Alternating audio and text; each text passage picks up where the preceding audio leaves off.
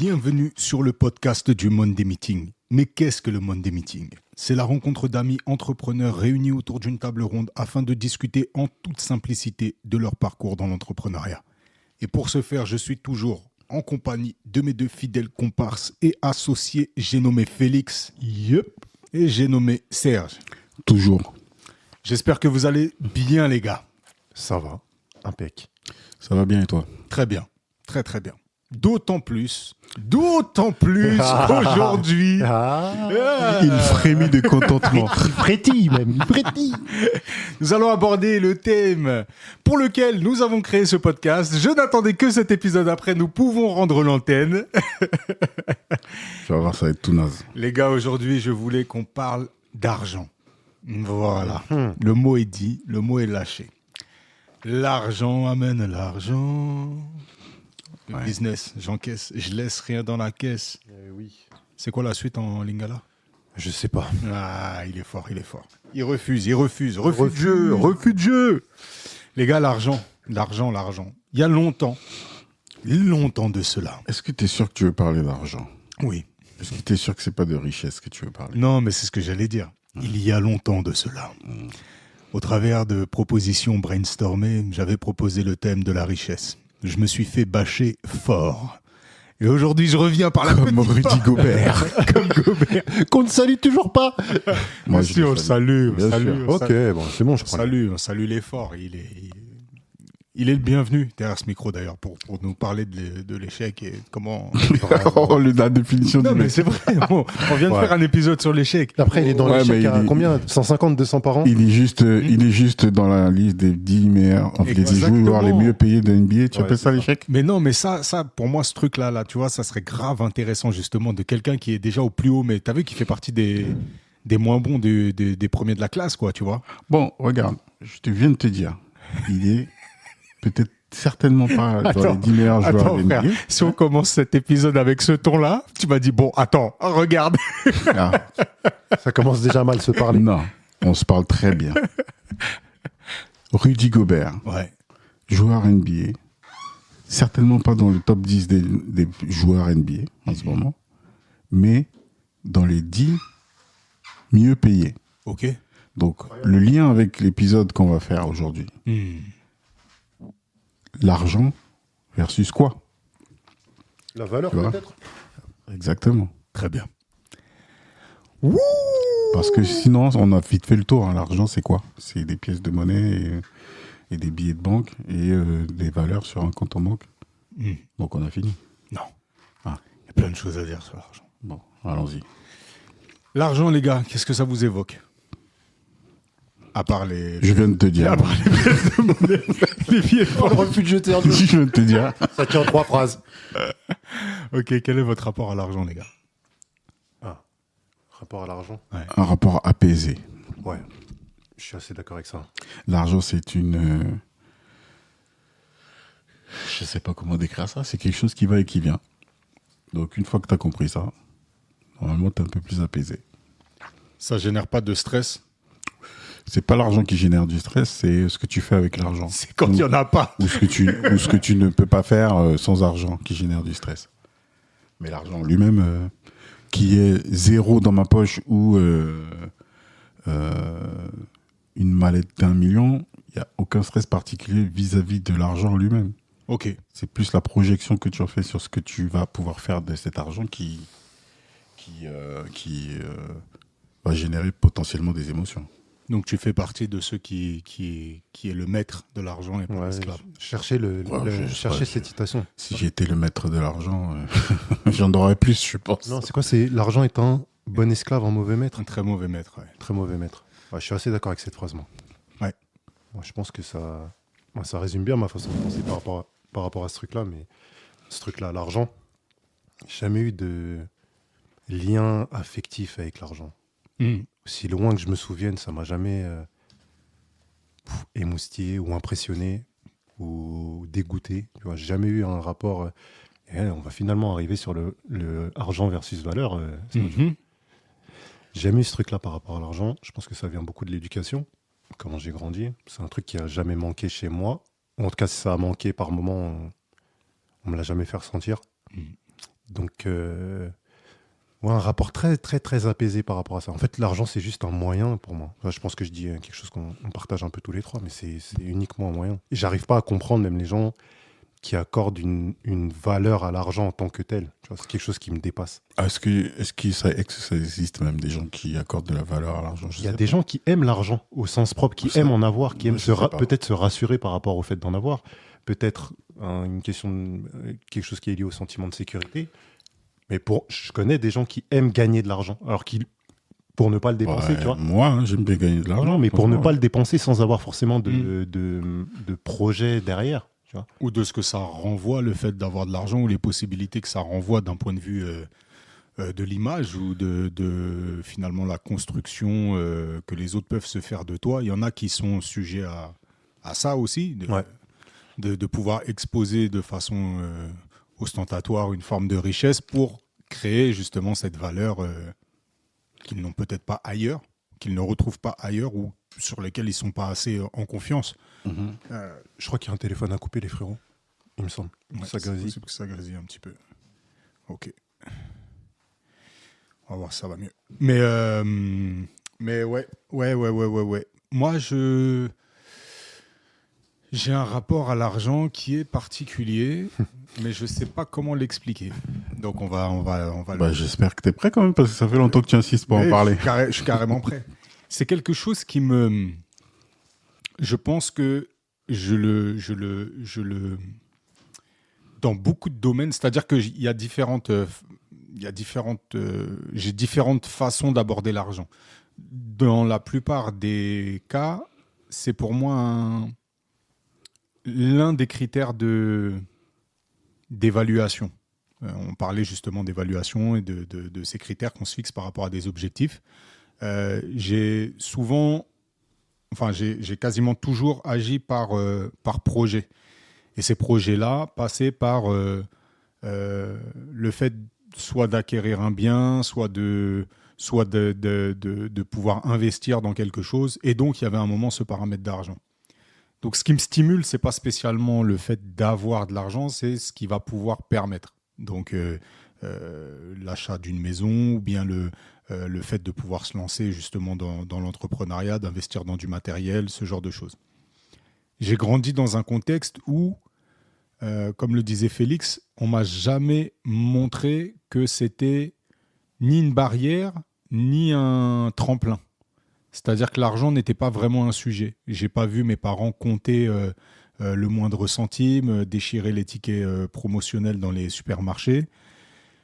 Et en même temps, on m'a fait comprendre, plus ou moins, dans ma famille élargie, que l'argent, c'était aussi des fois une source de problème, ou bien que les gens qui faisaient ou qui avaient de l'argent avaient forcément plus ou moins mal agi, que bref, c'était le problème d'autres personnes, qu'on n'était pas forcément destiné à avoir de l'argent. Et aujourd'hui, j'arrive à me mettre un peu en opposition avec cette image-là, cette idée-là, et j'ai plus de complexe finalement à prétendre vouloir être rémunéré à ma juste valeur. J'ai plus de problème de minimisation. Donc, ça passe par finalement le fait de pouvoir recevoir de l'argent, accepter d'avoir de l'argent, accepter de vouloir en faire. Mais ça a été une construction et une déconstruction aussi de certains paradigmes que j'avais tout au long de mon existence, quoi. Donc, j'ai un rapport un peu large, un peu élargi à l'argent. Et voilà. Donc, on va explorer. Moi, j'attendais quelque chose de différent de ce que tu as expliqué dans ton épisode, où tu expliquais justement l'image que ça pouvait avoir, à la fois d'être quelque chose de plutôt positif ou quelque chose de plutôt négatif. Et en fait, plus on avance, plus j'ai l'impression que le sujet, c'est pas l'argent. Parce que même quand tu en parles directement en conversion en patrimoine. Donc en fait, le but, c'est pas d'avoir de l'argent dans la poche, c'est de pouvoir en faire des choses qui, j'ai l'impression, dans la façon dont tu en parles en tout cas, vont déterminer ta richesse et te placer à un cran particulier. Et c'est pour ça qu'on a commencé par ce classement des joueurs les mieux payés. Là, c'est de l'argent, c'est du numéraire, mais tu peux aussi juger ça en disant qui a combien de maisons, etc. Et la société aujourd'hui, il faut que tu aies ta maison principale, et puis si tu es un peu plus riche, tu vas avoir une maison secondaire, et puis tu vas avoir une voiture, et puis peut-être deux, etc. Et en fait, c'est comment tu convertis ton argent et qu'est-ce que tu vas être capable de montrer finalement aux autres pour estimer ta valeur, pour le coup patrimonial, mais quelque part ta valeur, tu vois. Et c'est pour ça que quand tu m'as dit argent, mais argent, en fait, c'est juste un moyen. C'est la devise qui permet de faire cette conversion entre ton travail ou ton talent ou ce que tu veux et ce que tu as envie de posséder. Moi, si tu veux, le critère pour moi fondamental, c'est de ne pas passer à côté. C'est-à-dire ne pas dévaluer ce que tu as construit. Ça, c'est la première chose. Donc, comme tu dis, de ton patrimoine, c'est-à-dire construire un patrimoine, quelque chose qui va pouvoir rester. Ouais. Capitaliser, ça, c'est pour moi quelque chose d'important. Et mon premier rapport à l'argent, il se fait sur... bon, ça s'est fait sur, je l'avais expliqué dans mon épisode, mais sur un cadeau, du coup, à mon petit frère. Mais c'est le fait de pouvoir te permettre quelque chose, tu vois. Ouais. Et là où j'ai commencé à avoir justement des marqueurs dans ma tête de ce que j'ai envie de faire de l'argent, tu vois, c'était à Toulouse. Donc, j'étais dans l'une des rues où il y a les Louis Vuitton et compagnie, là. Et je voyais des gens rentrer dans Louis Vuitton pour faire les cadeaux de Noël et compagnie. Et j'ai aucune attache au sac Louis Vuitton, à ce que ça représente, le fait de porter Vuitton, tout ça je m'en contrefous. Par contre, je veux pouvoir me dire à moi-même que ça me pose aucun problème de rentrer dans ce magasin-là si je le désire, tu vois. Donc, sans vouloir ressortir avec le... Donc c'est la liberté que ça génère. C'est la liberté ou c'est l'image? Non, l'image, je m'en fous. Je te parle pas de toi portant le Vuitton. Hein, le fait de t'en sentir capable, est-ce que finalement, c'est pas une façon, encore une fois, de te positionner vis-à-vis de quelqu'un qui peut faire ça? C'est pas par rapport à lui, c'est pas par rapport à l'autre, c'est juste par rapport à moi, tu vois. Là, je prends l'exemple de Vuitton, mais qui me... En fait, c'est quelque chose où ça m'est venu... Si je voulais, en gros, faire un cadeau, un présent, parce que c'était le moment de Noël, là, et compagnie, si je voulais faire un présent à quelqu'un pour qui Vuitton, c'est important, tu vois, je veux pouvoir me le permettre. Mais ce que ça soulève, surtout, c'est ce que je fais au jour le jour, ce que je produis comme effort ne doit pas s'évaporer, ne doit pas partir totalement en fumée. Soit ça contribue à mon épanouissement, donc j'investis finalement sur moi-même, sur ma qualité de vie, sur mon temps et compagnie. Et je pense qu'aujourd'hui, c'est un peu cet équilibre que j'ai trouvé. Soit je constitue un patrimoine réel, matériel, tu vois, que je pourrais léguer par la suite, laisser cette trace-là, mais surtout avoir à un moment, on en avait parlé dans l'un des épisodes, avoir assez pour pouvoir me dire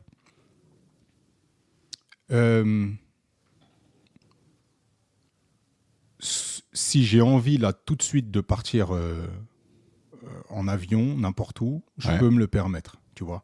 Si j'ai envie de choisir de changer d'activité du jour au lendemain sans me poser la question si dans les 2 prochaines années, j'aurai un seul client, je peux me le permettre. C'est ce côté un peu permission, tu vois ce que je veux dire? Il y a 2 trucs à creuser pour moi. Je ne sais pas par lequel commencer. Je peux me le permettre. On va partir par la fin. Quand tu dis, en gros, tu sous-entends que tu as besoin d'argent pour décider de changer de vie et d'avoir la vie que tu veux. Est-ce que c'est vrai ou est-ce que c'est parce que tu es conditionné finalement par une façon de vivre?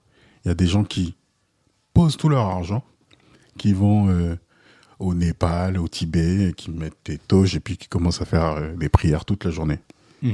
Ils ont changé de vie. Ils n'avaient pas besoin d'argent pour ça, ils se sont même dépouillés. Donc, il y a déjà cette piste-là qui me fait dire que la façon dont tu vois les choses, c'est une façon de voir les choses. Et on va peut-être creuser. Et ça m'amène même au deuxième point qui est, tu parles à un moment donné de patrimoine, le mot que j'utilisais, et finalement, le patrimoine, ça sert à faire un héritage. Est-ce que ça viendrait pas de, je sais plus si c'est dans cet épisode qu'on en parlait ou si c'est dans le précédent, mais de la façon dont finalement les autres te voient et aussi du coup de ce dont toi-même tu as hérité ou pas. Est-ce que c'est quelque chose dont tu as manqué? Et là tu disais t'as pas vu les parents compter, etc. Mais est-ce que tu penses que ta vie serait meilleure si tu avais hérité de quelque chose? Est-ce que c'est ça qui te fait construire ce patrimoine-là et potentiellement pousser ça en direction de tes enfants? Qu'est-ce qui fait que tu as cette réflexion-là? À titre personnel, j'ai aucune attente de legs de la part de mes parents. Bon, malheureusement, ma mère est déjà décédée, sans laisser de legs particulier, si ce n'est une petite police d'assurance. En parlant de chiffres, moi, j'ai aucun problème avec les chiffres, de 6 000 € qui m'a permis d'investir à ce moment-là dans mon matériel, mais je les aurais trouvés autrement. Donc, je la salue pour ça. Mais j'ai pas j'ai pas d'attente, si tu veux. L'attente que j'ai par rapport au legs, c'est plus moi qui me la fixe comme un peu une mission, quoi, tu vois. C'est ça que je veux essayer de définir ensemble, c'est de se dire, mais si tu as un stade de ta vie où tu as certainement de nouvelles ambitions, tu as certainement un objectif particulier, mais pour revenir à l'épisode précédent, je pense pas que tu sois en situation d'échec. Non. Et Dieu merci. avec ça, enfin, tu es arrivé à ça sans héritage. Si tu te projettes sur tes enfants, même si tu ne leur laissais rien, il y a de grandes chances qu'ils réussissent dans la vie. Et c'est pour ça que je parle de sans se comparer aux autres. Effectivement, si tu veux dire, ah ben tiens, lui, il faut qu'il passe par Harvard et machin, etc., et que tu as un truc très tracé comme ça qui nécessite de l'argent, forcément, si tu as ce schéma-là dans la tête, il te faut de l'argent et il faut l'investir et il faut le patrimoine, etc., etc. Si tu ne l'as pas et que tu considères la vie, en tout cas le succès, c'est pour ça que je parlais de argent, richesse. C'est quoi la richesse en fait? Est-ce que c'est du patrimoine, comme tout le monde l'entend, ou est-ce que c'est quelque chose de beaucoup plus profond, de personnel, voilà. Donc c'est pour ça que pour moi la conversation sur l'argent elle va très vite parce qu'encore une fois c'est un moyen de passer de un travail, une fonction ou autre à quelque chose que l'argent te permet d'acheter ou de t'offrir. Tu parlais de liberté, de voyager, etc. Donc le sujet de l'argent, pour moi, n'est pas un sujet. C'est le rapport qu'on a à l'argent. Et en effet, ce que tu dis, c'est tout à fait juste. C'est-à-dire que c'est une question, on en revient un peu à la même chose, mais une question d'objectif que toi-même, tu te fixes en fonction de tes attentes. Pour moi, la personne qui part au Tibet, qui fait vœu de pauvreté, elle est riche, incroyablement riche. En fait. C'est une richesse incroyable, si tant est que c'est vraiment son objectif et que c'est sa motivation intrinsèque. On est d'accord. Sinon, c'est de la souffrance cadeau, ça. Sinon, il croit qu'il va se transformer en Batman. Non, ça va pas le faire. Il n'aura pas le même manoir que Bruce. Il va être good day. Mais celui qui fait ça est riche. Il est incommensurablement riche. Malheureusement ou bien heureusement, j'en ai aucune idée. C'est pas mon vœu à moi, tu vois. Et dans ce que je vois de mes objectifs, il y a un truc de... je sais pas comment exprimer ça, mais il y a un schéma que j'ai toujours aimé, c'est le schéma de progression, tu vois. Ouais. Dans un jeu vidéo, par exemple, si je reprends FIFA à l'époque PES, tu vois, la chose qui me drivait, c'était de partir avec cette équipe nulle, là, avec les Castello, Minanda, Ximeles. Le rêve que t'envoies, frérot. Et de faire en sorte de taper le Real de Madrid. Ce truc de progression, une fois que t'es arrivé en haut, j'ai éteigné le jeu, j'avais fini, tu vois. Ouais. Ce truc-là me stimule, tu vois. Et je vois la constitution d'un patrimoine comme un jeu. Je vois ce que tu veux dire et je reviens sur ce que tu disais tout à l'heure sur Louis Vuitton. Tu Tu vois, j'arrive pas à me dire que tu puisses faire tout ça sans regarder les autres. Tu es la petite équipe, tu regardes quand même le Real Madrid. Donc il y a quand même un positionnement vis-à-vis de celui qui a de l'argent. En tout cas, qui est riche au sens de l'argent. Je pense que peut-être que tu n'en as pas forcément conscience en le vivant. Et je te dis ça, je te parle pas de toi, moi je fonctionne aussi comme ça. Je veux dire, quand tu fais quelque chose et que tu progresses et que dans les critères d'évaluation, il y a de l'argent. Aujourd'hui, on a tous des sociétés. Quand tu parles du bilan de ta société, on ne te demande pas si tu as fait des beaux projets. Hein. C'est combien d'argent tu as fait, point. On ne te demande pas la qualité de ton travail. On te demande combien d'argent tu as généré. Donc forcément, il y a ce rapport-là dans l'entrepreneuriat, le salariat, ce que tu veux. Donc il y a quand même ça, mais la progression, c'est pour te positionner sur un échiquier, tu vois. Donc, moi, tu sais où tu es. Ouais, j'ai aucun problème avec le fait de mettre les autres en référentiel, et des référentiels. Je préférerais me rapprocher de quelqu'un qui a réussi à constituer ce patrimoine plutôt que d'avoir l'avis de quelqu'un qui n'a pas pris conscience que le patrimoine, ça se construisait, tu vois. Donc moi, dans les référentiels, il n'y a pas de souci. Par contre, j'accorderai pas plus de valeur à Jeff Bezos qu'au mec qui est parti au Tibet.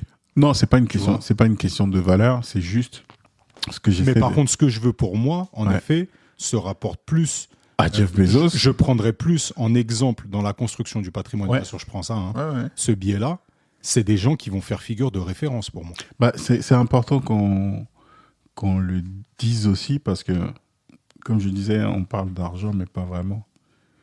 Et finalement, cet épisode, il est connecté à celui de l'auto-évaluation. Et que dans la façon dont on avance dans l'entrepreneuriat, tu as ce critère-là qui te permet de te dire, bon, l'année dernière est moins bonne que cette année, ou meilleure, voilà. Et tu as ça, mais parce que on vit aussi autre chose que l'entrepreneuriat au sens strict, on se dit aussi, bah, est-ce que l'année dernière, au global, était meilleure ou pas? Parce qu'il y a des choses qui entrent en jeu, la famille, la santé, la liberté, enfin, tu vois, plein de notions qu'on a déjà abordées dans ce podcast, et qui font que moi, l'argent a toujours une place centrale, mais pour moi, c'est un truc de transaction. C'est tout ce que j'ai emmagasiné comme expérience, comme expertise, etc., doit se traduire dans la réalisation de mon projet personnel. Et pour faire cette conversion-là, à un moment donné, dans l'auto-évaluation, il me semble que je peux vous parler de mon sanctuaire, etc. Pour faire cette conversion, parce qu'on vit dans le monde réel, il faut cette devise qui te permet de faire le grand écart. Mais finalement, c'est pas le but. C'est pas le but. Et je te rejoins à 2 millions de %. Et ce que tu as dit, c'est important. C'est justement comment tu... En fait, c'est ça, cette démystification de l'argent, je l'ai eu quand j'ai décorrélé l'argent du bonheur.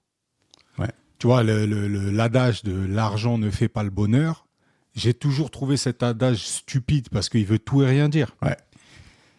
L'argent ne fait pas le bonheur, souvent on complétait par oui, mais il y contribue, tu vois. Et après, il y a tout un tas de phrases de rappeurs qui sont magnifiques.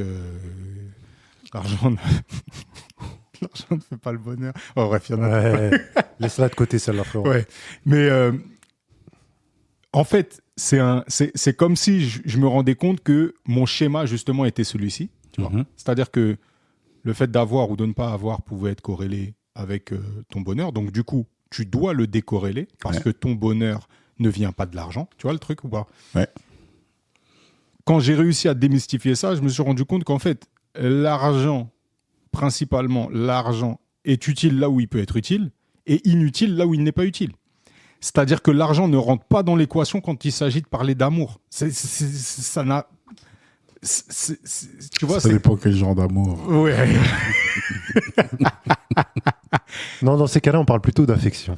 Non, mais tu vois, c'est comme si je te prenais le ciment et la farine, c'est deux choses qui se ressemblent, sauf que pour construire une maison, tu ne la feras pas en blé ou en froment, tu la feras avec du ciment. Et inversement, si tu te fais une pâte à crêpes au ciment, ce sera dégueulasse. Et c'est un peu ce même truc, tu vois, de se dire, l'argent, dans certains contextes, tu dois en avoir. Tu peux en avoir, il faut que tu en aies. Parce que sinon, tu te mets dans des situations qui peuvent devenir inconfortables. Mais ça, c'est l'endroit où c'est utile. L'endroit où c'est pas utile, ne cherche pas le pouvoir de l'argent, il n'existe pas. Si tu dois avoir des liens sociaux avec des gens et des liens sociaux véritables et sains, Authentique. l'argent ne rentre pas en compte. Si tu dois pérenniser ces liens sociaux et compagnie et sains, l'argent ne rentre pas en compte. Et d'ailleurs, si tu as un problème avec l'argent, ça va rentrer en collision avec ces relations pérennes et compagnie. On le voit.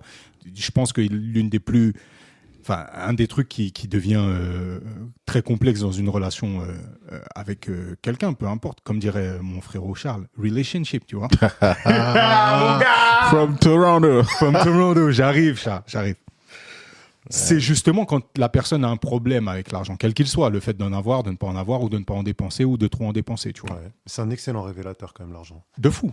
Un excellent révélateur sur les personnalités. Moi, j'ai l'impression que ça fait partie de mes clés de lecture des gens que j'observe ou autour de qui je gravite ou qui gravitent autour de moi. C'est ce rapport-là à l'argent, tu vois. Savoir comment... Parce qu'on parlait de l'argent en tant que marqueur social tout à l'heure. Les gens qui sont de ceux-là, qui intègrent l'argent dans leur grille de lecture pour connaître la valeur de quelqu'un, c'est à titre personnel des gens dont j'aime bien m'écarter.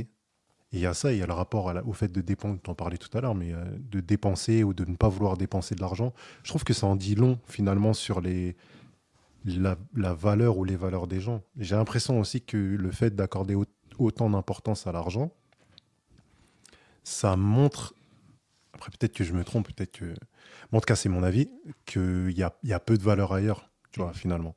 Donc c'est autant je disais tout à l'heure que c'est pas quelque chose qui rentre, moi ça fait pas du tout partie de mon équation, enfin l'argent fait pas partie de mon équation, c'est pas ça, mais ça fait pas partie de mes valeurs. Autant c'est un très bon marqueur pour étudier les gens à mon sens. Ah, c'est un super révélateur. Ouais, et attention, dans le discours que j'ai, c'est pas dénuer l'argent de son pouvoir ou de son importance. Je le dis, encore une fois, j'en suis conscient. Dans le monde tel qu'il est, c'est indispensable. Ou alors, il faut s'en échapper, comme je disais, aller en haut d'une montagne. Tu vois. Sinon, il faut en prendre conscience et travailler dans ce sens-là. D'ailleurs, à chaque fois qu'on parle de mes choix, comment j'ai construit ma société, mes activités personnelles, etc., c'est pour prendre en compte ma dualité, le besoin que j'ai d'avoir un côté très spirituel et en même temps un côté très ancré dans le dur du dur, qui est dans quelques semaines, on va toquer, on va dire, il faut payer tes impôts. Ouais. Et là, tu ne payes pas avec des sourires. Hein. Tu payes pas avec des prières. Voilà, donc il faut aussi le savoir. Ouais. Maintenant, c'est où tu mets le curseur. Est-ce que tu as envie de porter du Louis Vuitton pour que celui qui est à côté de toi pense que tu as un certain niveau? Que Dieu me préserve de cette définition, frère. Ouais, que Dieu me préserve. Je pense qu'on est tous sur la même longueur d'onde en ce qui concerne ça, tu vois. Mais quand tu parles d'argent, effectivement, c'est ce que les gens voient. Et je reviens sur ce que Félix dit. Dans la façon dont les gens se comportent, il y en a qui ont des patrimoines et qui se construisent des patrimoines costauds, mais tu sors, ils ne sont pas capables de payer un verre à leur pote, quoi, tu vois. Que Dieu me préserve de cette race aussi. Tu vois. Non, mais amen. C'est clair. Donc, pour te dire que, ouais, c'est pour ça que quand tu disais constituer effectivement un patrimoine, pour moi, c'est important de le faire. Tant que tu le peux et que tu as de la valeur et que tu peux la monnayer, ça serait imbécile de ne pas le faire. Mais par contre, que ce soit au détriment des moments que tu peux passer et que l'argent peut créer, donc s'asseoir dessus en disant je construis quelque chose, tu perds ta richesse. Si tu fais ça, tu perds ta richesse. Voilà. Depuis que en fait, tu vois, c'est pour ça que j'ai envie de dire mon point de départ, ma volonté première, je dirais, c'est même pas de constituer un patrimoine, c'est de ne pas en perdre. Tu vois. Ouais. Ce qui m'a toujours fasciné dans ces statistiques, tu vois, je pense que si je me remettais aux maths, ce serait vraiment D'ailleurs, c'est l'un des côtés apparemment les plus chiants des maths, mais moi, ça me stimule. Mais ce côté, ce côté un peu tableur Excel, ce côté croissance, ce côté capitalisation, tu vois. Mais au même titre que tu capitalises un savoir ou quelque chose comme ça. Et je me dis, quand tu pars travailler, quand tu échanges ta valeur finalement contre une autre valeur qui devient monétaire, est-ce que tu n'as pas un moyen d'en prendre une petite partie et de la continuer à créer de la valeur? Ouais. Et c'est ce truc-là, tu vois, Je vois très bien. et c'est toi qui m'as initié à ça, dans la mise en pratique. C'est-à-dire que j'avais les fondamentaux de ça sans pouvoir... tu sais, j'avais encore ce truc de mystification de l'argent, c'est pas fait pour nous. Ouais, Tu sais, c'est ça. Et en fait, ma construction, elle s'est mise un peu en opposition à ce discours-là, en disant, non, ça c'est une construction qui est sociétale, qui t'a dit, il va y avoir des gens du bas, il va y avoir des gens du haut. Les gens du bas ne peuvent pas regarder les gens du haut parce que ça, c'est pas fait pour nous. Et ce truc-là, et c'est sûrement lié à mon ego, à peut-être même de l'orgueil, mais je ne peux pas me dire qu'un autre individu à qui j'accorde la même valeur que tout autre individu peut se permettre quelque chose que moi, je ne peux pas me permettre parce que dans ma construction, moi, je ne fais pas partie de ce monde-là. Tu vois, c'est ce truc-là qui m'a... Quand je dis de la mise en pratique, c'est-à-dire que toi, tu m'as montré que quelqu'un de mon entourage pouvait s'intéresser à l'investissement. Ouais, et pour moi, c'est la façon dont la matrice est créée, justement, c'est que les 80% ou 85-90 doivent regarder dans un sens qui est celui de apprendre un métier pour travailler pour les 10% qui restent et qui jouent avec, qui jonglent avec l'argent. Merci. Tu vois. Et moi, mon seul regret dans la vie, c'est d'avoir appris ça trop tard. Et de me dire, tout ce que j'ai mis comme énergie dans le scolaire, tu vois, j'aurais bien aimé à ce moment-là que quelqu'un me dise, au lieu effectivement d'aller apprendre les sciences nat, etc., intéresse-toi à la finance. De ouf. Parce que c'est ça qui dirige de ouf. Le monde, en fait, tu vois. Et donc, je ne regrette rien dans le sens où, à l'école et en dehors, dans ma vie, j'ai appris à apprendre. Ce qui fait qu'aujourd'hui, je suis persuadé que si je décidais d'être chirurgien dans 8 ans, je pourrais l'être. Parce que je sais apprendre. Tu vois. Par contre, je me suis dit, mince, si tu avais capté ça un peu plus tôt, eh ben, tu aurais déjà la vie, l'objectif que tu as, qui est complètement décorrélé de l'argent, parce que c'est un état d'émotion et d'être, tu vois. Mais tu aurais joué avec la matrice pour lui prendre tout l'argent qu'il fallait pour arriver à ce stade-là, tu vois. Et c'est quand j'ai pris conscience de ça et que j'ai commencé à jouer avec et me dire, mais merde, ça marche, que je vous en ai parlé effectivement et que j'ai encore cette frustration de me dire, j'aurais bien aimé que le système scolaire soit pas fait justement pour que les 80% regardent de l'autre côté. Et j'en faisais partie. Et que les autres, ils se mettent bien, en fait. Tu vois. C'est cette frustration qui m'amène là-dessus. Et c'est ce qui me crée cette excitation autour de cet épisode parce que, bon, nous, on a la chance d'avoir 6 ans de plus que toi, Sergio. C'est dur, hein. Donc, je vais y arriver. On a encore plus de regrets que toi parce qu'on a connu ça, tu nous as fait découvrir ça alors que nous-mêmes, on est plus vieux. Mais vas-y, tranquille. Non, on en rigole souvent, mais tu dis souvent... Les gens feront le calcul qu'ils veulent, mais tu dis souvent, j'ai 10 ans d'avance dans l'âge. Du coup, on l'a dit dans les échecs. Hein. Ouais. On s'inspire de ceux qui ont déjà collective. fait. Exactement. Et moi aussi, malgré le fait que je sois rentré dedans quand j'avais 32, 33, vraiment, tu vois, dans l'investissement, j'avais fait des investissements avant, mais c'est des investissements sur soi que je considère magnifiques aussi. Hein. Bien sûr. Mais avant de comprendre finalement l'enjeu du monde financier, donc je trouve que ça arrivait tard aussi dans ma vie. Et je vois le truc. Mais Dieu merci, c'est arrivé. Ouais. Et ce dont on est en train de parler, c'est pas juste le schéma classique achète ta maison, quoi, tu vois. Ça va bien au-delà de ça. Voilà. Et ça demande de la connaissance, de l'instruction. Et ça, si tu veux, c'est la deuxième partie du programme, quoi. Mais la première partie du programme, c'était j'avais mis un doigt sur ce qui me gênait depuis longtemps. Tu vois. Ouais. Et ensuite, cette démystification, elle vient parce que Félix me dit l'année dernière, donc tu vois, c'est récent. En fait, la démystification était déjà en route, mais j'ai pu le matérialiser sur un livre encore, on l'a déjà dit, un peu putaclic, mais il m'a dit, lis en tout cas le début, parce que ça me fait penser à toi, à ta construction. Tu vois. Donc j'ai lu le truc, et en effet, il y avait ce rapport-là de l'autre. Ouais. L'autre, pas de ce qu'il possède, l'autre de lui peut accéder là où toi, tu peux pas accéder. Et toi, tu n'es pas fait pour ça, c'est d'autres qui font pousser l'argent dans les arbres. Tu sais, ce mythe-là, tu vois. D'autres font pousser de l'argent dans les arbres. Nous, on est de ceux qui vont planter la graine et l'arroser pendant 30 ans pour espérer un jour voir quelques feuilles, tu vois. Et ça, pour moi, c'était... ça y est, c'est fini. Cette construction-là, j'en veux plus. Et maintenant, c'est très difficile à composer avec l'éducation que je donne à mes enfants, du coup, parce que je dois composer avec les bases de mon éducation qu'on m'a donnée. Ouais. Et que je trouve saine sur tout un tas de plans, et notamment ceux des limites, tu vois.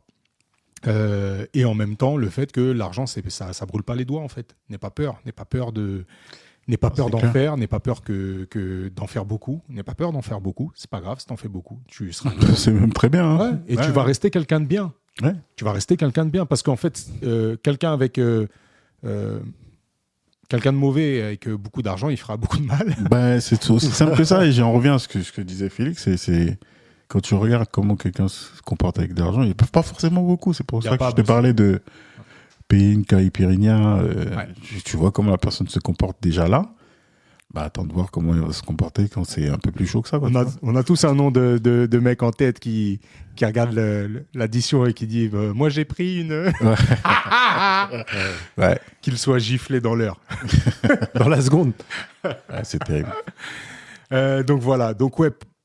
On a l'habitude de dire que ce podcast, c'est pas un podcast tuto et compagnie, mais en même temps, c'est des échanges. Et si ça peut avertir ou orienter, bah, avec grand plaisir. Donc voilà. Oh là. Le patrimoine. Oh là. Ils n'ont pas l'image, putain. Voilà, le mot était grave, je crois. Bon, avec mes mains, j'ai saisi comme si une sorte de pastèque. Non, c'est une pastèque géante au-dessus de son front. Voilà, c'est ça. Non, en fait, j'ai trop de choses à aborder dans ce truc-là, les gars.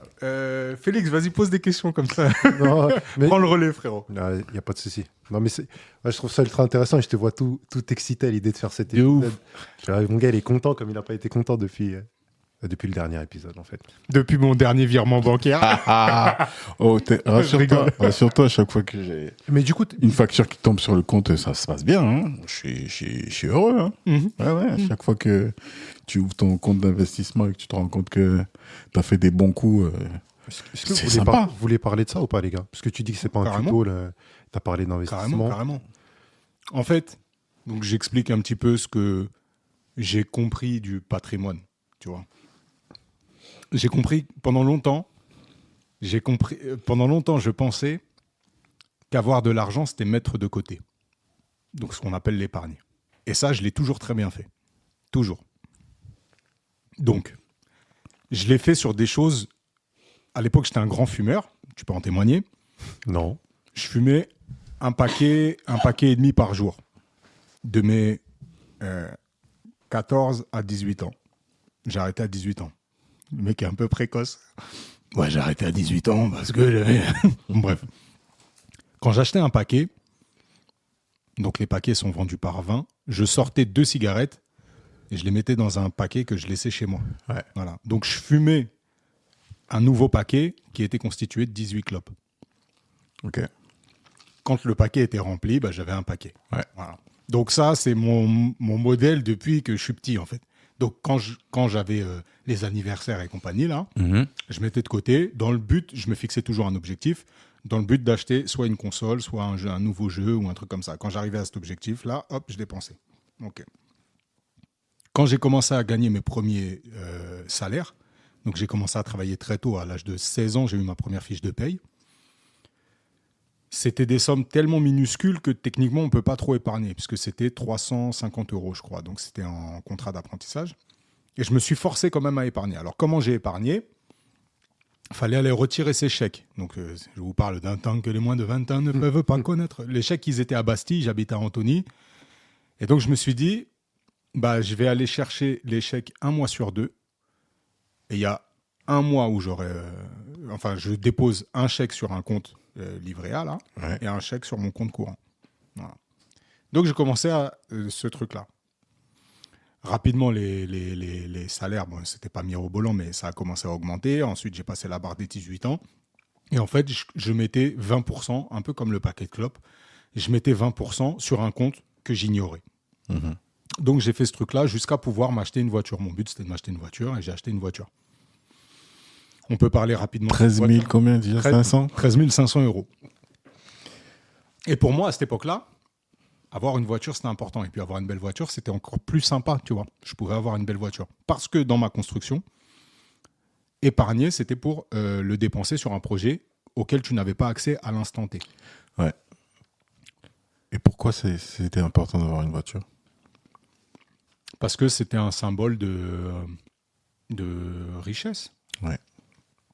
Parce que quand tu as 19 piges, bah, tu as envie de montrer aussi, tu as envie de te dire que quand tu es allé travailler, quand d'autres n'allaient pas travailler, quand tu t'es levé à 6 heures du matin, ceci, cela, le confort, tu peux le tutoyer aussi. Tu vois. Je te laisse finir le récit, mais pourquoi je dis ça? J'aimerais bien savoir à quel moment dans ta construction, ce n'est plus un critère de se dire je vais acheter ça parce que ça me fait paraître bien. Ça devient, Que ce soit une maison ou autre. Voilà. ça devient un critère 4 ans après.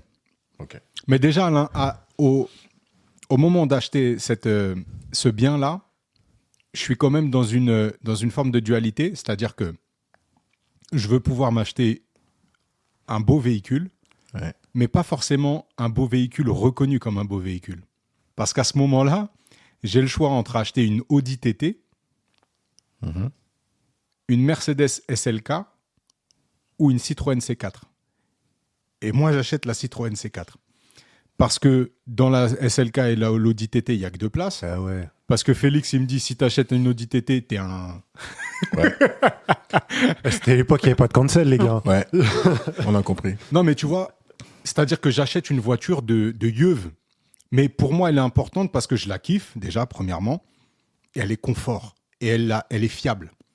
Pendant 2 ans, j'avais roulé avec une Peugeot 205 intérieur jean et sans complexe. C'est-à-dire que pour moi, l'image que ça renvoie, je me suis déplacé partout. Je suis même allé à des rendez-vous pour le rap, entre guillemets, important, en 205 intérieur jean avec tout le charme qu'elle avait, cette belle voiture. Ouais, mais est-ce que tu ne compares pas, même si c'est de la 205, tu compares ça à la BM double pied de tous tes autres potes aussi, c'est ça, tu vois? Mes autres potes, ils n'avaient même pas de voiture. Là. Bah, c'est ce que je dis. J'étais le seul à avoir une C'est voiture. ça. C'est pour ça que je dis BM double pied. Ouais, Que t'as que ouais, des piétons c'est ça. autour Ouais, c'est et ça. que même si t'as une voiture pourrie, Ouais, t'es au-dessus de la mêlée, quoi, tu vois. mais entre guillemets, c'est-à-dire mes amis, mes frères, tout ça, ils n'avaient pas de voiture, mais Ouais. autour, tu avais des mecs qui avaient, Ok. tu vois, tu avais des mecs qui pouvaient sortir une Maserati, ce genre de choses, tu vois. Bref.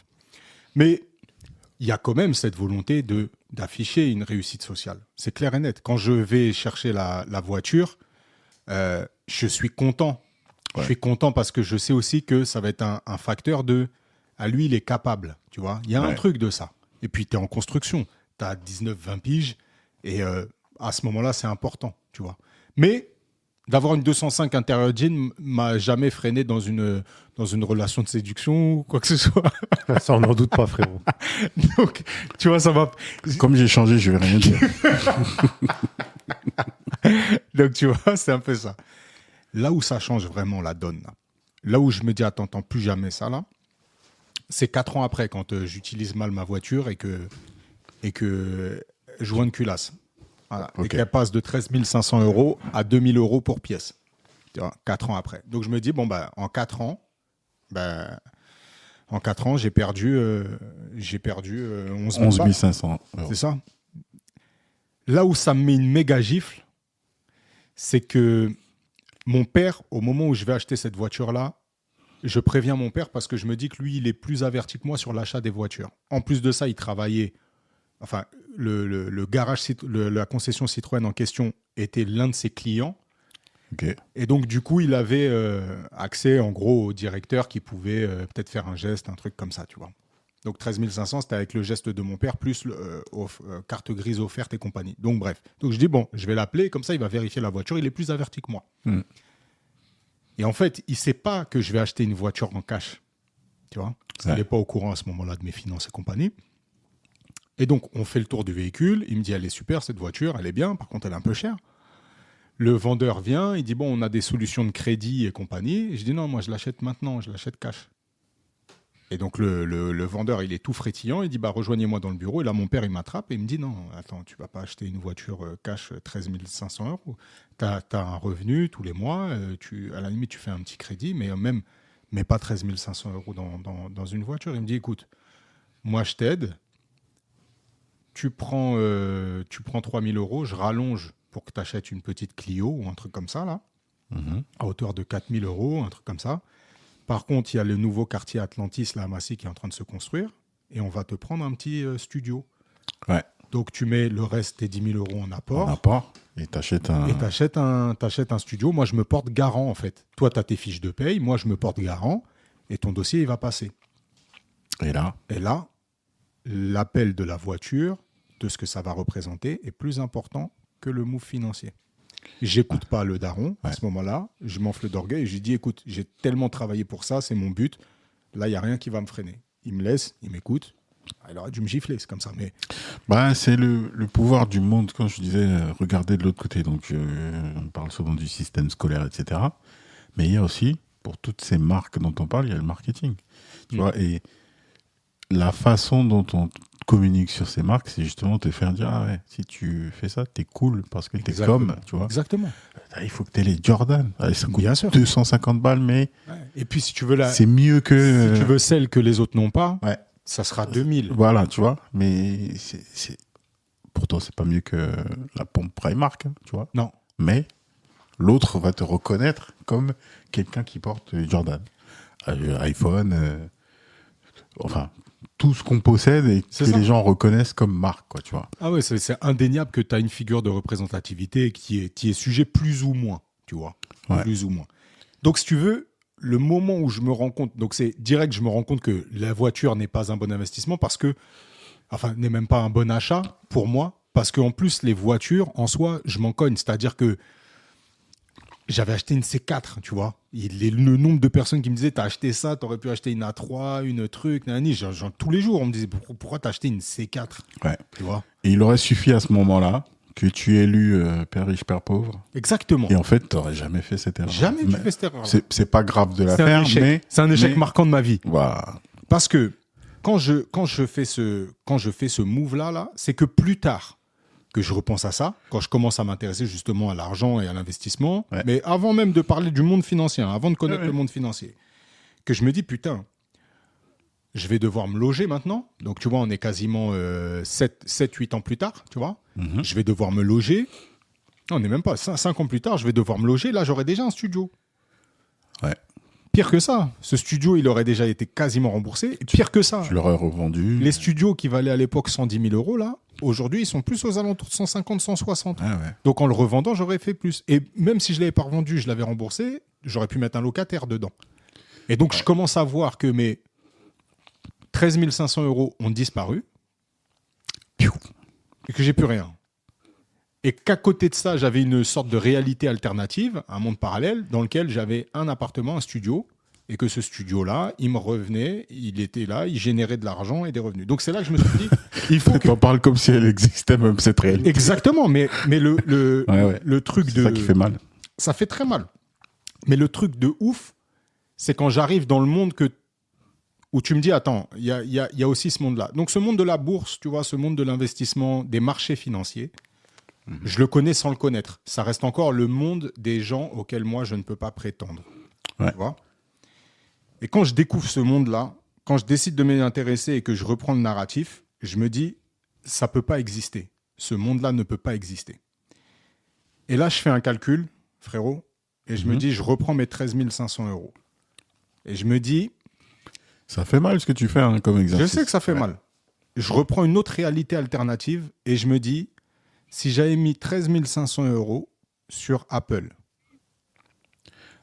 je vais expliquer pourquoi. Ça, c'est un exercice qui est totalement faux, factice et compagnie, mais c'est pas grave, il permet quand même de se situer. Apple, si je remonte, donc du coup, quand j'ai acheté ma voiture en mai 2008, Apple valait rapporté au taux d'aujourd'hui, 0,80 centimes. Donc, non, ça valait 80 centimes d'euros. Aujourd'hui, Apple vaut 226. On a compris. OK ? Donc, si on doit faire un calcul rapide... Fais juste sur 10 000 euros, comme ça va aller vite. Ça fait x300. Hein. Ouais, c'est ça. x300.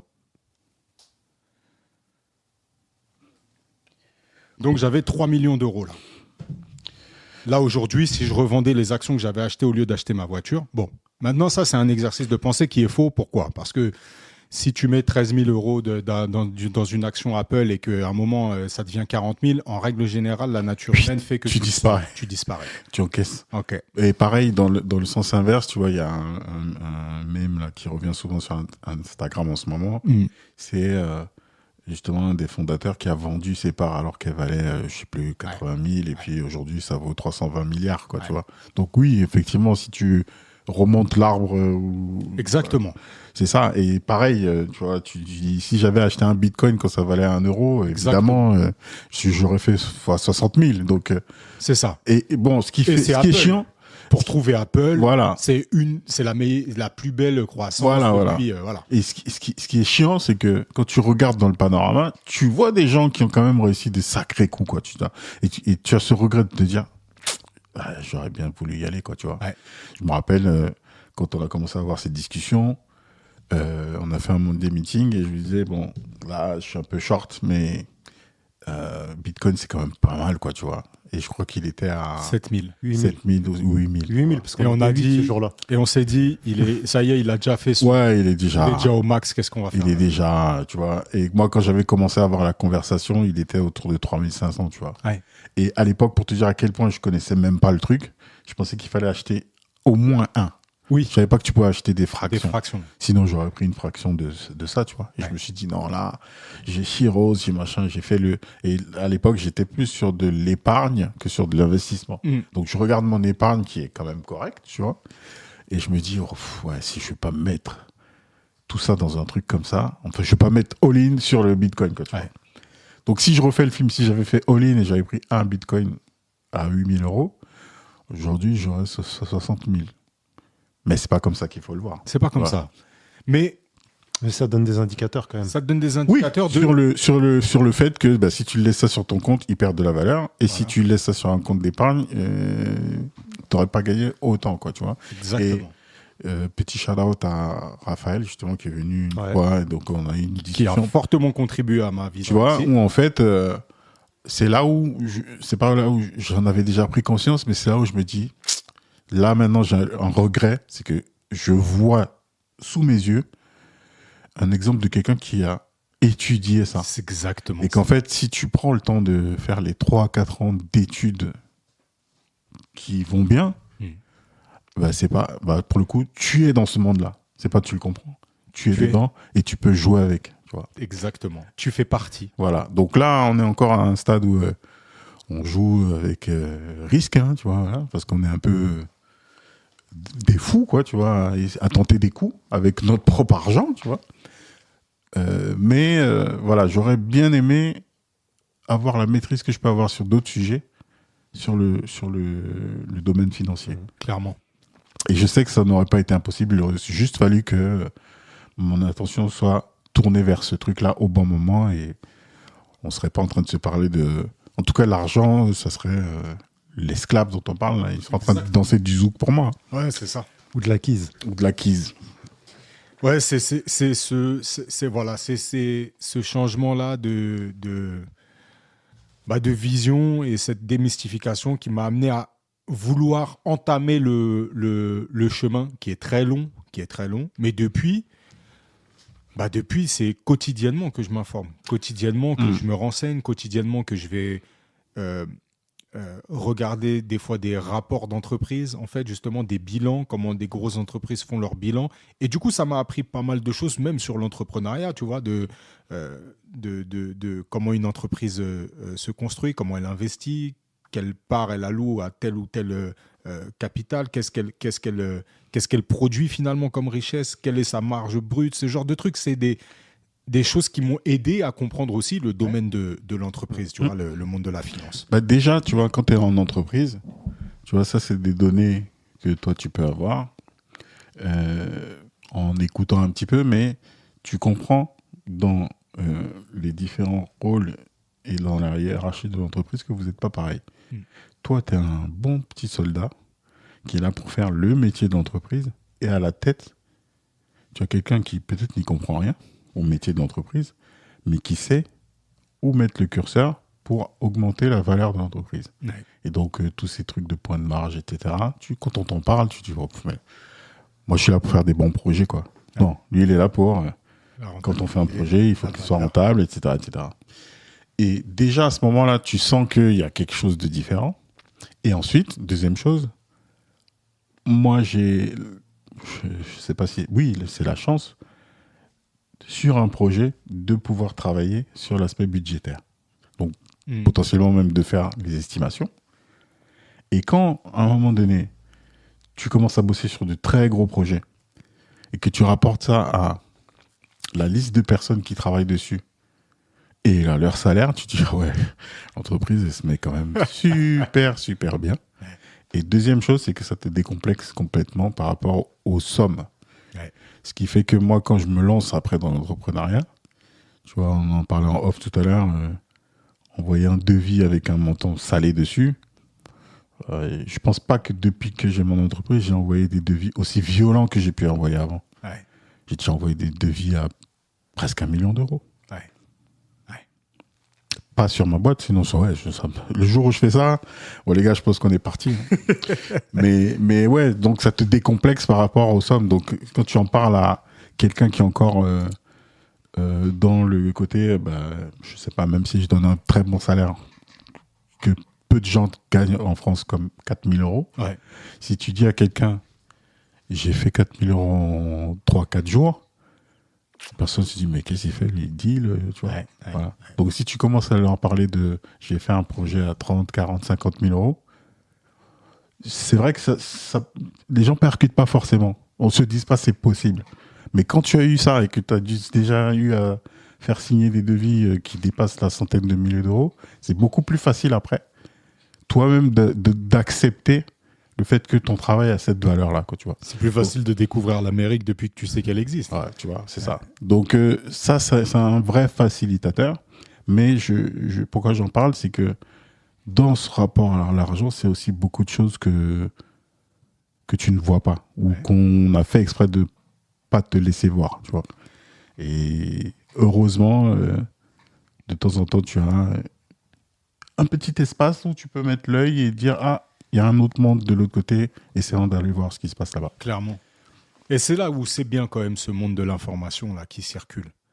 Parce que je pense que aujourd'hui, c'est bien, il y a de tout, hein, mais il faut savoir faire le tri. Mais là, je vous invite à créer votre propre opinion et à vous renseigner sur tous les courants qui existent dans toute chose. Mais je pense que ce qu'on sait maintenant de l'investissement, tu vois, et des marchés financiers, la connaissance à laquelle nous on a accès aujourd'hui, c'est une connaissance qui a été donnée finalement dans des études supérieures qui étaient en lien avec la finance, tu vois. Et aujourd'hui, moi, j'ai eu ma construction qui m'a amené à l'investissement par la suite. Et je suis pas mécontent finalement parce que j'avais quand même certaines limites psychologiques. Je rentre pas sur les marchés financiers comme je rentrerais dans un casino. D'ailleurs, je joue pas au casino parce que je connais.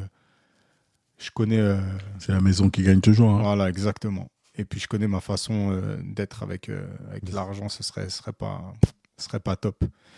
Donc je joue jamais au casino, jamais au loto, à toutes ces choses-là. Et donc, du coup, quand je suis rentré dans le monde de l'investissement, je me suis vraiment rapproché de gens, enfin, j'ai cherché des gens pour mon instruction qui étaient avertis et qui avertissaient aussi de justement tous ces risques. Parce que c'est un monde bordé de risques. Et moi, je connais de façon très, très proche des gens très, très proches de moi qui ont tout perdu en bourse. Donne des noms. Mon père. Ah ouais. Mon père a vendu une maison quand ils étaient jeunes avec ma mère, tu vois. Donc l'œuvre de leur vie de travail quand ils étaient jeunes. Hein. Donc c'est pas toute sa vie, mais Et il l'a joué sur... tu vois, déjà, quand on dit Jouer. il l'a joué en bourse, Ouais. c'était mort. Jouer en bourse, c'est pas bon. Voilà. Ouais. Il a mis ça sur une petite start-up, quoi, qui allait faire fois Ouais. quelque chose, parce qu'ils avaient un super truc et tout. Mm. Bah, il a perdu 95% de la valeur, je crois. Oups. Voilà. Et ce qui a déterminé aussi ma construction. Bon, moi, j'ai perdu la même chose sur Rivian, mais bon, c'était 500 balles. Donc, Voilà. donc ça va. Mais tu vois, ce truc-là, et quand tu parles un peu avec les gens, et puis après, j'ai eu d'autres personnes, tu vois, la famille plus ou moins proche, tu vois. Et en gros, bah, en bourse, tu perds. Bah ouais, c'est statistiquement prouvé, en fait. 89% des particuliers perdent Ouais. quand ils font du trading. Bah, bien sûr. Et puis là, on t'explique ce que c'est que le trading. Est-ce que le trading, c'est de l'investissement ? Trading, c'est le fait de faire un trade. Et puis en général, tu trades sur des petites, courtes durées, des moyennes durées. Et puis l'investissement, c'est un investissement où tu te renseignes, c'est un investissement où tu t'investis à long terme et puis tu comprends dans quoi tu investis. Et d'ailleurs, tu investis, tu contribues à la valeur de l'entreprise. Tu contribues dans quelque chose en lequel tu crois, mais tu n'y crois pas dur comme fer parce que c'est parole d'évangile. Tu y crois parce qu'il y a des chiffres, parce qu'il y a un dirigeant, parce qu'il y a un produit, que tu le connais assez bien pour avoir une projection sur quelques années, même si tu ne connais pas tout, et tu mesures ton risque. Et donc, du coup, bah, dedans, ça peut être le casino, la bourse, comme ça peut être des placements qui soient En fait, c'est ça qui est marrant. Tu peux y faire ce que tu veux. ce que tu veux. Ce que tu veux. C'est-à-dire que, effectivement, tu peux arriver là avec ton ego surdimensionné et dire je vais battre la bourse. Tu vois, donc je vais aller sur des actions qui sont au-delà, parce que si tu prends le global des actions, il y a quand même, si tu fais le total et tu fais la croissance, il y a quand même entre 6 et 12, quoi, tu vois, quasiment tout le temps. C'est ça, par an. Bah, quasiment tout le temps. Maintenant, soit tu dis 6 et 12, entre 6 et 12, c'est quand même mieux que mon compte d'épargne à 1% ou quoi, et je veux m'arranger pour être comme la bourse. C'est-à-dire, je vais prendre toutes les actions possibles et imaginables, je vais répandre mon argent là-dedans. Il y en a qui vont être perdants, d'autres qui vont être gagnants. Et je vais être comme la bourse, donc entre 6 et 12. Ou alors, ben moi, j'ai envie de faire, comme tu dis que ton père a fait, je veux un truc qui fait x10. Voilà. Bah, il peut faire aussi divisé par 10. Voilà. Donc, c'est ça. C'est-à-dire que soit tu veux vraiment prendre des risques et oui, tu peux gagner gros, mais tu peux perdre gros aussi, tu vois. Soit tu commences à te dire, bon, ce que je vais mettre dedans, je vais peut-être mettre 80% pour qu'ils suivent un peu la tendance, c'est-à-dire que la bourse, elle a tendance à pas trop s'effondrer, en tout cas c'est peut-être tous les 40 ou 50 ans, donc j'espère juste que ça sera pas au moment où je mets mes billes. Et ensuite, je vais jouer un peu avec le reste, quoi, voilà. Et je vais prendre un peu plus de risques et je vais peut-être gagner gros par rapport à ce que j'ai mis, mais ce que j'ai mis représentera pas gros dans mon patrimoine, donc je me retrouvais pas sans chemise, sans pantalon, quoi, tu vois. Exactement. Sans pantalon. Voilà. Donc Et- expliquer simplement, c'est beaucoup plus complexe que ça. Très complexe. Mais justement, il faut pas avoir l'arrogance de regarder dire, un moi, film j'ai et se dire bah ouais, moi je suis un trader et puis je vais battre le truc. Prochain loup de Wall Et Street. tu vois le truc, je l'ai senti. Ouais. Au revoir. Ok. Ouais. Non, il y a beaucoup de facteurs chance dans certaines réussites comme celle-ci, là, comme tu dis. Là où c'est magique, ce monde-là des marchés financiers, c'est que le gain est directement corrélé au risque.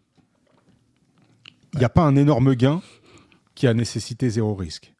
Ça, c'est clair. C'est que tu as pris un risque. Tu as pris un réel risque. On parlait tout à l'heure de l'action Apple. Si tu la prends, tu rentres à 10 000 euros en 2008. Aujourd'hui, tu peux sortir à 3 millions d'euros. D'accord ? Il peut y avoir deux personnalités différentes, deux personnes qui rentrent en même temps sur l'action. Il y en a un qui fera les 3 millions et l'autre qui fera moins 12 999. Ouais.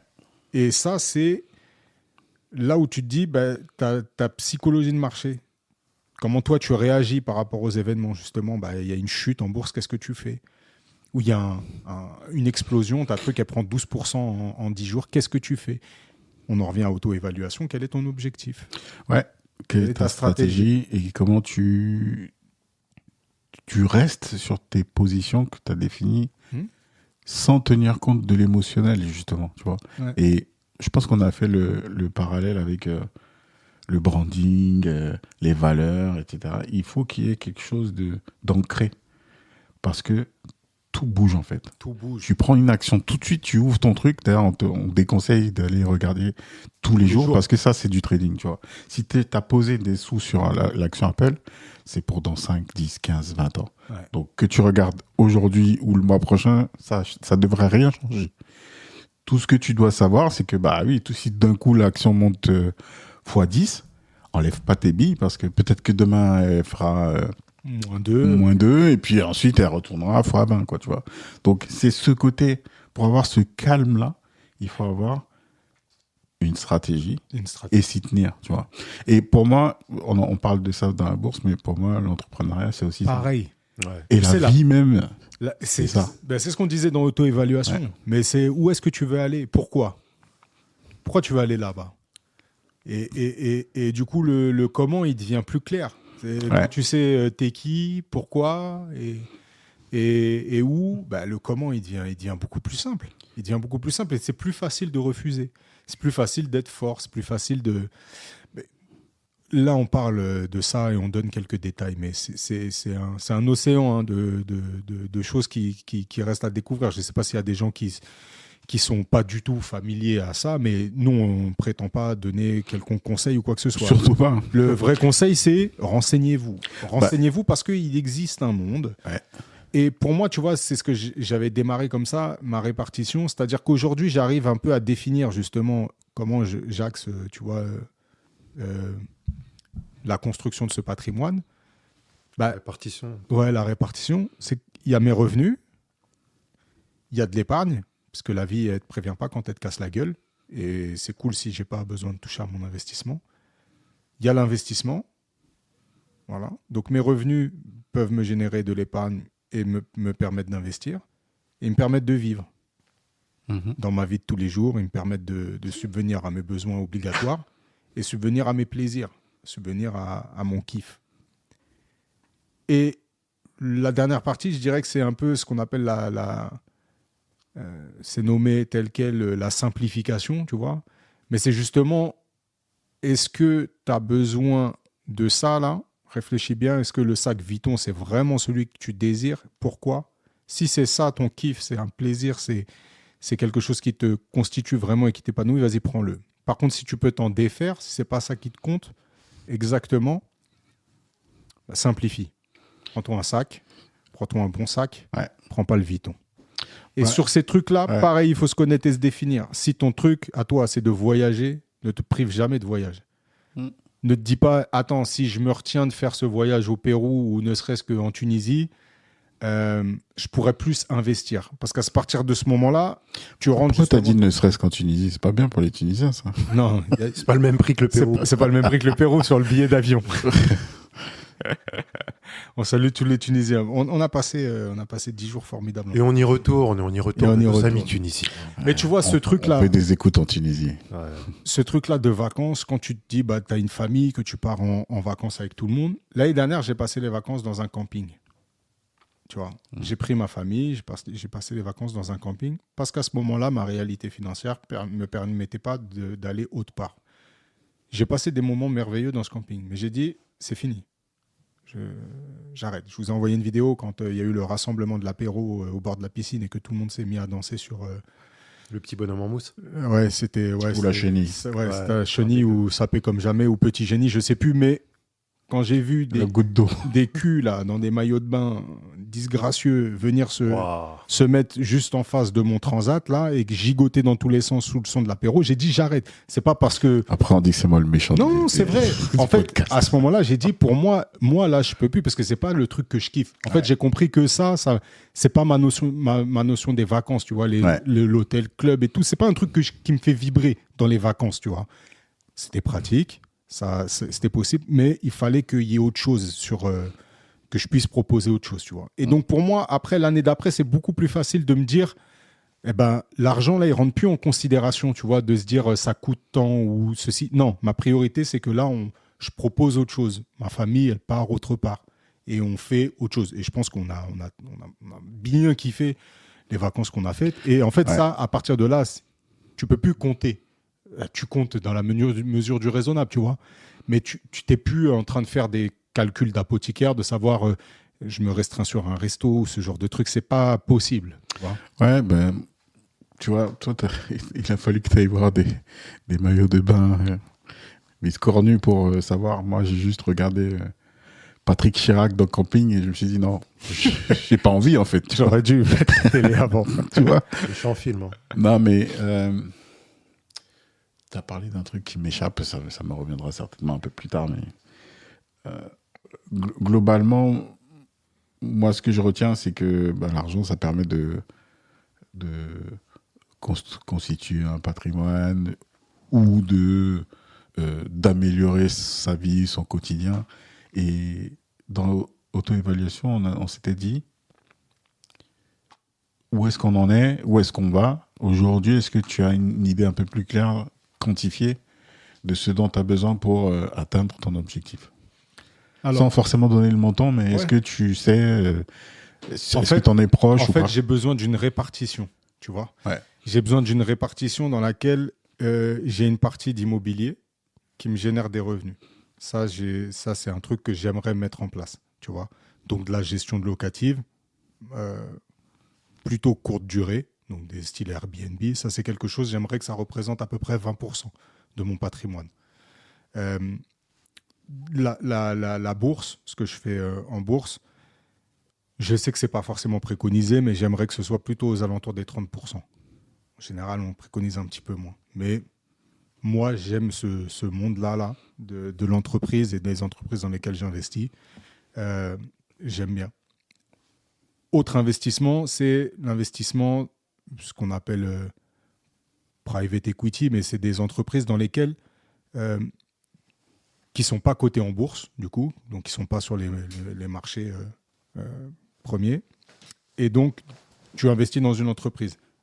Donc, moi, c'est le premier investissement que j'ai fait en dehors des investissements sur moi. Il y avait une levée de fonds d'une entreprise pour laquelle nous, on a travaillé. On a travaillé pour faire cette levée de fonds. Et j'ai cru au projet de l'entreprise et j'ai investi dedans, tu vois. Une petite somme, mais en fait, j'ai investi finalement, ce pourquoi j'ai été payé, j'ai investi dedans. En fait. Et le résultat, alors? Pour l'instant, je n'ai pas revendu mes parts. Mm-hmm. L'entreprise existe toujours. Elle n'a pas fait la croissance que j'aurais aimé qu'elle fasse. Mais beaucoup d'enseignements. Beaucoup d'enseignements parce que tu comprends que une entreprise, elle repose sur ses dirigeants. Tu vois. Et que si tu veux évaluer la croissance potentielle d'une entreprise, c'est bien si tu arrives à évaluer le dirigeant. Ouais. Et c'est pour ça que, en règle générale, maintenant, les entreprises dans lesquelles j'investis, c'est des entreprises dans lesquelles le dirigeant a des intérêts convergents avec les tiens. Convergents avec les miens et qui a une vision. Une vision de croissance. Moi, j'investis principalement dans des valeurs de croissance. Donc, dans cette répartition, ce serait ça. Donc, un peu de private equity, mais à hauteur d'une dizaine de pourcents. Et après, pour parler de montant, après, le reste, ça resterait ma source de revenus principale, plus un peu d'épargne, quoi, tu vois. Mais diminuer finalement la source principale de revenus obligatoire, tu vois. Mm-hmm. Parce que le reste des investissements peuvent te permettre de monter d'autres projets, monter d'autres boîtes. Il y a ce côté un petit peu progression, quoi. Ouais. À quel moment, ma question, c'est à quel moment je me dis j'ai fini la Ligue des Masters là, dans PES, quoi. Je pense que ça serait bien chiant de le savoir tout de suite, hein, Ouais. quelque part. Mais à quel moment je me dis j'ai plus besoin de ça, tu vois. Tu sais quoi, si je pouvais, là, tu vois, si je pouvais garder cette liberté que j'ai aujourd'hui, de me dire, je fais un podcast avec les frangins, le matin, je vais faire mon sport, je travaille ce que je dois travailler, j'apporte la valeur nécessaire aux endroits dans lesquels j'ai envie de porter de la valeur, et que l'argent ne soit plus du tout une contrainte, tu vois, une source de questionnement de temps à autre. Si on pouvait rayer cette question-là, je signe tout de suite, quoi. Je vais te poser la question, et à vous deux d'ailleurs, puisque tu parles entre autres de ce podcast-là. Ça fait plus d'1 an maintenant qu'on enregistre. Ouais. Régulièrement. Ça fait 9 mois à peu près qu'on poste toutes les semaines. Est-ce que ça t'a empêché ou est-ce que ça t'a coupé de l'argent sur des projets Ça m'en a rapporté. Ah, moi, je peux te dire ça aussi. Hein. Ça a rapporté de l'argent. Ça m'en a rapporté. Donc, qu'est-ce qui fait que la vie dont tu parles, là, que tu as décrite il y a 2 minutes, est-ce que c'est pas juste des peurs, en fait, tu vois, Je reviens sur ce que je disais, c'est-à-dire que quand au départ on parlait d'argent et que j'ai donné l'exemple de ce mec-là qui dit moi c'est le haut de la montagne, à un moment donné on a décidé que nous, il fallait qu'on s'asseye et que même si ça nous coûte de l'argent, qu'on puisse avoir ces conversations-là. Que si ça pouvait nous en rapporter directement, ça serait bien, mais que forcément indirectement, ça nous rapporterait de la richesse, pas forcément de l'argent. Donc il se trouve que ça a peut-être rapporté de l'argent, mais je pense qu'on est tous plus riches que quand on a commencé ça. Mais bien sûr. La question ne se pose même pas, carrément. Donc, moi, je me la pose. C'est une question que je me pose en même temps que je vous la pose, c'est qu'est-ce qui fait que si tu orientes ta vie vers tout ce qui te passionne, ça serait impossible. Et en ça, je veux dire, oublier cette histoire d'argent et de patrimoine-là et se dire, je vais là où je dois aller. Et on verra s'il y a un truc qui m'empêche d'y aller à cause de l'argent. Je pense qu'on sait tous qu'on peut en faire. Ah bah, bon, c'était... Ouais, je me mets aucune barrière sur des motivations comme ça, intrinsèques. Hein. Maintenant, quand je fais le pesant des choses sur lesquelles j'ai encore des obligations, mais ça encore, c'est encore un autre domaine, tu vois. Mais je pense que c'est important aussi d'avoir des obligations. C'est important. Et c'est le petit rappel, tu vois. C'est-à-dire on est ancré tout ce que je viens de dire là. Encore une fois, dans quelques jours, il faut aller acheter les fournitures scolaires. Ouais, de ouf. Payer les impôts. Voilà. Donc, tu vas vite être amené à ce monde auquel tu essaies d'échapper. Donc, si tu veux... Moi, je veux même pas y échapper. Là, le vrai truc, c'est que je veux que ça reste. Ouais. Je veux que... Et c'est lié à une peur. Hein. C'est lié à une peur. Hein. Ouais. Elle est claire et nette. Non, hein. c'est pas dans ce sens-là que je disais échapper. C'est à ces réalités. Ouais. Et se dire, il faut que je pense aux impôts. Je veux, comme toi, à un moment donné, que ce soit automatique, en fait. Que tu te dises plus comment je vais faire cette année pour payer mes impôts. Ouais. Ou alors, où est l'argent que j'ai prévu pour ça. Ouais. C'est déjà... C'est pas... Ouais, c'est bon. Il y a un comptable qui gère ça. Voilà, tu vois. Il y a un gestionnaire patrimoine. C'est ça que je veux dire, échapper à ça. Ça, c'est magnifique. C'est dire, ouais... C'est pour ça que je vois même pas de pourcentage, je veux dire, je veux tendre dans ça. Je veux juste un système qui fait que votre truc là, non. Ouais, c'est bon. Il y a un mec qui s'occupe de ça. Ça roule. Moi. Ouais. C'est bon. Me fatiguer. Et je comprends ce qu'il fait, par contre. Oui, c'est ça qui est important. Je comprends ce qu'il fait. Parce que sinon, tu te retrouves comme... Ladji, Doucouré. Voilà, et plein d'autres. Et on le salue. Ouais, si veut venir nous expliquer tout ça. Ouais. Fort. Mais non, c'est exactement ça. Et tu sais, ma crainte aujourd'hui, hein, j'ai encore une réelle crainte, hein, parce que je suis un être animé de peur, c'est que tout ce qu'on prône, tout ce qu'on dit, ne soit pas pérenne. C'est-à-dire qu'un jour, je sois obligé de me retrouver devant un RH, tu vois, et de lui demander mes congés. C'est ça qui me fait flipper, tu vois, au fond. Ma vraie peur, elle est là. De plus contrôler, justement, c'est la gestion de mes journées, comment j'articule ma vie, tu vois, le temps que je peux octroyer à mes enfants, à ma femme, à nous, à ce que j'aime, tu vois. Elle réside là, vraiment, ma crainte. C'est pour ça que je disais que si j'ai cette certitude de pouvoir maintenir ne serait-ce que ce train de vie là aujourd'hui, là, je signe tout de suite. Mais aujourd'hui, il y a cette crainte, mais il y a aussi la confiance en moi qui me dit il n'y a pas de problème avec des solutions. Et tu les as toujours trouvés, et tu es en train de les trouver, et tu chemines, et tu gamberges comme tout un tas de gens. Il n'y a aucune raison que ça se passe mal. Si ça se passe mal, ça sera qu'un temps. En même temps, alors moi, je ne veux pas dire que c'est une crainte, mais c'est même pas un scénario que j'envisage, moi, tu vois, effectivement, d'aller me pointer et puis de devoir me vendre, entre guillemets, à quelqu'un. Mais si ça devait arriver, quand je regarde un petit peu ce que sont devenues les sociétés, la façon dont on travaille, notamment depuis le Covid, mon frère, je passe chez lui quand je veux, il est chez lui, hein, tu vois. Tu vois ? Donc il a aussi réussi. Il y a beaucoup de gens, justement, parce qu'ils ont vu Clairement. la société évoluer, qui se sont créés leur cadre qui correspond plus, Ouais. même dans C'est le vrai. salariat, qui C'est correspond vrai. plus à cette vie qu'on veut là. C'est-à-dire, au lieu d'aller bouffer avec des collègues qui racontent de la merde tous les midis, Ouais, c'est vrai. t'es chez toi, tu prends tes baskets, tu vas faire une marche, quoi, tu vois. Ouais. Et tu reviens détendu à 2 heures pour continuer ta journée. On salue tous ces entrepreneurs en salariat. Ouais, On vous salue. carrément. Big up Jean-Luc. Big up Simon. L'entrepreneur en chef.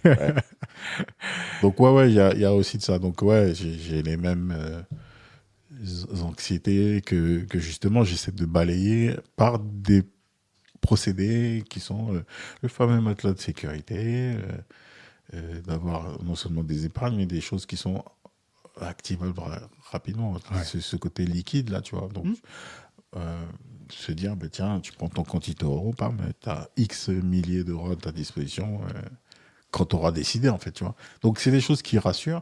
Et ce que j'aimerais rajouter dessus, c'est ce qu'on disait, le bilan de la société. Je sais qu'il y a moyen d'aller taper fort et d'augmenter ce matelas-là de manière assez substantielle, quoi, tu vois. Donc, c'est un peu ça le truc. Et puis, encore une fois, il y a toute une partie de ma vie qu'Antoine essaie de me faire commercialiser à fond, tu vois, il est en train de me pousser, ouais, machin, qui pour moi est encore très sacré et que Ouais.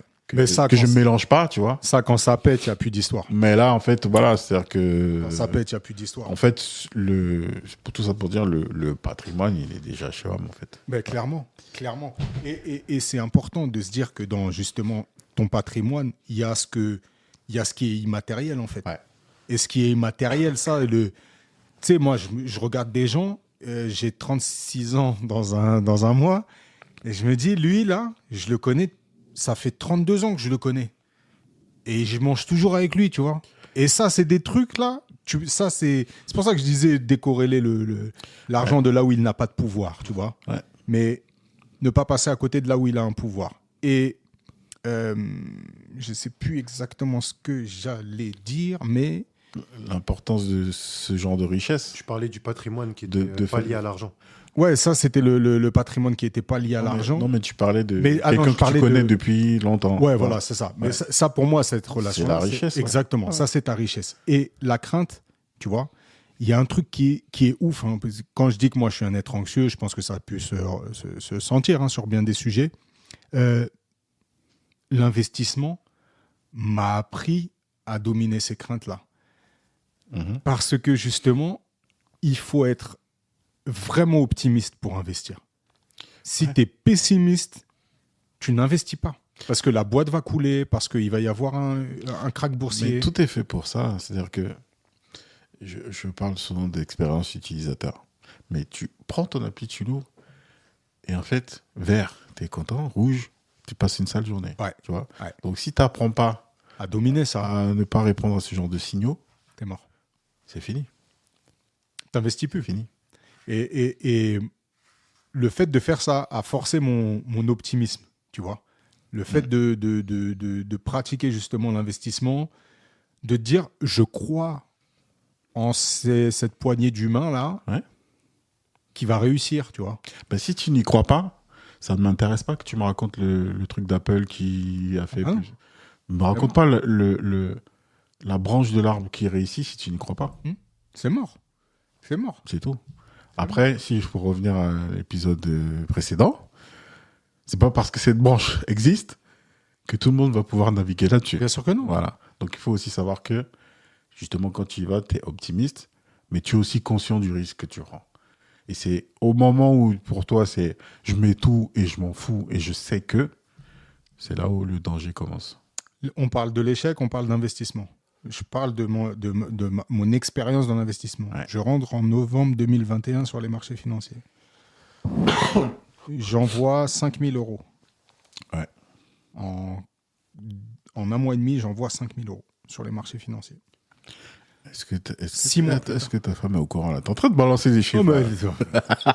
Elle a une confiance immense en ma faculté à A trouvé une solution à la fin, quoi qu'il trouver arrive. une solution. J'envoie 5 000 euros, Sergio. Ouais. 7 mois plus tard, il reste 2000 euros. Ouais. 2500 quelque chose. Et là, les genoux commencent à trembler un peu. Bah ouais. Eh ouais. Je me dis là, ça y est, j'ai échoué. J'ai échoué. Mais Dieu merci, j'avais écouté tout ce que j'avais écouté. Dieu merci, je continue à me renseigner. Dieu merci, j'étais optimiste à ce moment-là et j'ai pas été sujet à mes émotions. Je viens de me rappeler de ce dont je parlais tout à l'heure. C'était exactement ça. Tu parlais à un moment des conseils. Ouais. Je disais, dans tout ce que j'ai pu voir, parce que j'ai vu plein de choses, hein, justement, ce que j'ai retenu et qui s'avère vrai, c'est tous les gens qui te disent n'écoutez surtout pas de conseils. Je ne suis pas en train de vous donner des conseils. Je vous explique comment ça marche. Ouais. Mais je vous dirai jamais quoi faire. Quoi faire. Et pour moi, c'est ça la vérité. Et dans le lot, il y en a plein qui sont en train de t'expliquer que c'est facile de faire 1 million. Ah. Et qui vont t'expliquer ça moyennant 1 000 € la formation. Ah. C'est pas cher pour S'ils pouvaient faire 1 million, ils seraient en train de faire des millions et pas prendre 1 000 € dans ta poche. Pas en train. C'est aussi con que ça. C'est clair. Oh, c'est réel. Bah, du coup, moi, je vais citer quelqu'un qui m'a beaucoup aidé dans ce parcours-là, et je le salue. J'aimerais beaucoup qu'on l'ait un jour au micro. Ça commence pas par un X. Si, c'est le Xavier Delmas qui a un podcast sur la chaîne Zone Bourse, donc vous pouvez retrouver sur toutes les plateformes. Il est excellent. Il est excellent. C'est toi, Sergio, qui me l'avait conseillé. J'ai bouffé son contenu. Je suis abonné à sa chaîne. C'est très très bien pour comprendre justement la psychologie. Il y a énormément c'est accessible à tous, c'est vulgarisé. Il y en a pour les débutants, il y a des épisodes où c'est un peu plus complexe, mais zappez-les, allez chercher si vous débutez là-dedans. Franchement, les yeux fermés, il fait partie justement de ces gens qui ne sont pas des prédicateurs, c'est des gens qui informent. C'est des informateurs et c'est des gens compétents. Et son approche, elle est incroyable. Donc voilà, Xavier Delmas, allez écouter. Et puis si vous le connaissez personnellement, n'hésitez pas à lui envoyer cet épisode. Il est le bienvenu au micro. Voilà. Carrément. Putain, je crois qu'on a fait un beau tour du panorama. Est-ce qu'on avait... De toute façon, l'argent, c'est pas un sujet, donc j'appréhendais justement le fait. L'argent, c'est que des billets, des monnaies, des chèques, des pièces, des transactions. Des transactions. Voilà. Et Apple Pay. Apple Pay, c'est pas mal. Hein. C'est pas mal, hein. Là, il est mort, là. Il est mort, le petit peu. Il est mort, le petit peu. J'ai vu. Ah, le double clic droit, là, il est mort. Il est mort. Ah, là, t'es mort, frère. Ouais. Et quand tu auras l'Apple Watch, t'as même plus besoin. Non, ça y est, les mecs.